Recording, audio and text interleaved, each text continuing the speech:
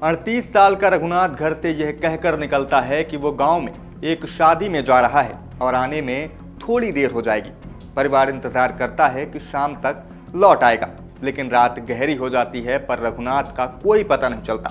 परिवार इंतजार करता है लेकिन वो कभी वापस नहीं आता। इसके 3 दिन बाद हाईवे किनारे एक बड़े पत्थर के पीछे उसका शव मिलता है, जिसके बाद पूरे परिवार में चीख पुकार मच जाती है। घर में मातम पसर जाता है। पत्नी फूट फूट कर रोती है। उसे रोता देख हर किसी को यह लगता है कि उसने अपना सबसे बड़ा सहारा खो दिया। लेकिन जब इस ब्लाइंड मर्डर की परतें खुलती हैं, तब एक ऐसा सच सामने आता है जिसने पूरे इलाके को हैरान कर दिया।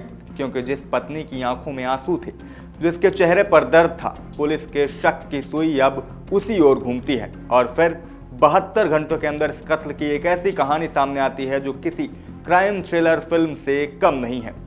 नमस्कार, मेरा नाम शिवम द्विवेदी और आप देख रहे हैं अमर उजाला। ये पूरी कहानी मध्य प्रदेश के सिंगरौली जिले की है, जहां 19 जून को ग्राम भरी में रहने वाले 38 वर्षीय रघुनाथ उर्फ सरजू खैरवार अपने घर से ये कहकर निकलते हैं कि गांव में एक शादी समारोह में शामिल होने जा रहे हैं। परिवार को इसमें कुछ भी असामान्य नहीं लगता। गांव में शादी थी, इसलिए देर होने की भी कोई चिंता नहीं थी। लेकिन रात बीत जाती है, फिर अगला दिन भी गुजर जाता है, लेकिन रघुनाथ का कोई पता नहीं चलता। परिवार रिश्तेदारों और परिचितों से पूछताछ करता है, लेकिन हर जगह सिर्फ एक ही जवाब मिलता है, वो यहाँ नहीं आए।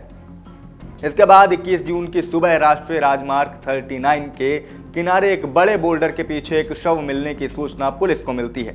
पुलिस मौके पर पहुंचती है और उस शव की पहचान होती है रघुनाथ के रूप में। अब मामला सिर्फ गुमशुदगी का नहीं, बल्कि बेरहमी से की गई हत्या का बन चुका था।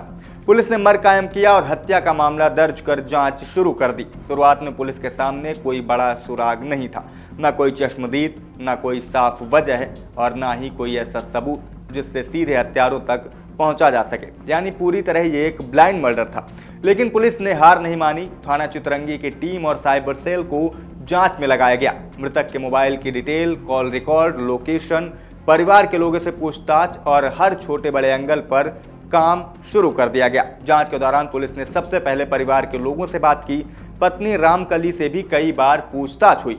शुरुआत में उसने वही कहानी दोहराई कि उसका पति शादी में गया था और फिर वापस नहीं लौटा। लेकिन पुलिस को इसके जवाबों में कई विरोधाभास नजर आए। हर पूछताछ में उसके बयान बदल रहे थे, कभी समय बदल जाता, कभी घटनाक्रम, और इसी के चलते पुलिस का शक अब उस पर गहराने लगा था। पुलिस ने जब तकनीकी साक्ष्यों को खंगाला तो एक और चौंकाने वाली जानकारी सामने आई। पता चला कि रामकली का माडा थाना क्षेत्र के ग्राम मलगा के रहने वाले 23 साल के नीरज कुमार शाह से लगातार संपर्क था। दोनों के बीच सिर्फ बातचीत ही नहीं, बल्कि प्रेम संबंध होने की जानकारी भी पुलिस तक पहुंची। और अब पुलिस को इस हत्याकांड का संभावित मकसद समझ आने लगा था। पूछताछ का दायरा धीरे धीरे बढ़ाया गया। पुलिस ने नीरज की गतिविधियों की भी जांच की। जब तकनीकी सबूतों को आमने सामने रखा गया तो पूरी कहानी परत दर परत खुलने लगी। पुलिस के मुताबिक रघुनाथ और शराब पीने का आदी था और अक्सर अपनी पत्नी के साथ मारपीट करता था। इसी बीच रामकली और नीरज के बीच प्रेम संबंध बन गए। दोनों एक दूसरे के साथ जिंदगी बिताना चाहते थे, लेकिन उनके रास्ते में सबसे बड़ी रुकावट था रघुनाथ। और यहीं से रची गई एक ऐसी साजिश जिसका अंत भरोसे और पति की हत्या पर जाकर, भरोसे और पति के कत्ल पर जाकर खत्म हुआ।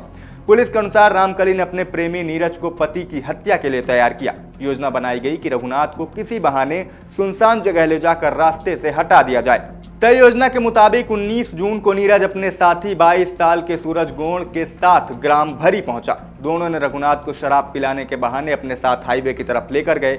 वहां पहले उसे शराब पिलाई गई और जब उसे नशा हुआ तो उसके साथ जमकर मारपीट की गई और फिर पत्थर से सिर पर कई वार किए गए। हमला इतना खतरनाक और अचानक हुआ कि रघुनाथ को संभलने का मौका नहीं मिला और वो मौके पर ही उसकी मौत हो गई। इसके बाद शव को हाईवे किनारे एक बड़े बोल्डर के पीछे फेंक दिया गया ताकि किसी को तुरंत शक न हो और मामला दुर्घटना या गुमशुदगी जैसा बनाया जा सके।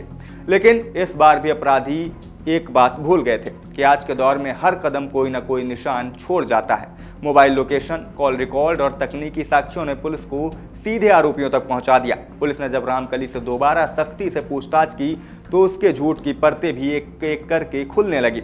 शुरुआत में उसने खुद को बेगुनाह बताया, लेकिन लगातार पूछताछ और सबूतों के सामने आने के बाद उसने आखिरकार पूरी साजिश कबूल कर ली। इसके बाद पुलिस ने नीरज कुमार शाह उसके साथ ही सूरज सिंह गोंड को भी गिरफ्तार कर लिया। आरोपियों के कब्जे से घटना में इस्तेमाल की गई मोटरसाइकिल, मोबाइल फोन और अन्य महत्वपूर्ण साक्ष्य भी बरामद कर लिए गए हैं। सिर्फ 72 घंटे के भीतर पुलिस ने इस ब्लाइंड मर्डर की गुत्थी सुलझा ली और तीनों आरोपियों को गिरफ्तार कर लिया। पुलिस ने आरोपियों के खिलाफ हत्या समेत अन्य संबंधित धाराओं और SC/ST एक्ट के तहत मामला दर्ज किया है, जिसके बाद उन्हें अदालत में पेश किया गया और जहां से आरोपियों को जेल भेज दिया गया है। लेकिन एक बार फिर यह हत्याकांड सुर्खियों में है। सुर्खियों में है उसी तरीके से जिस तरीके से कई केस सामने आ रहे हैं।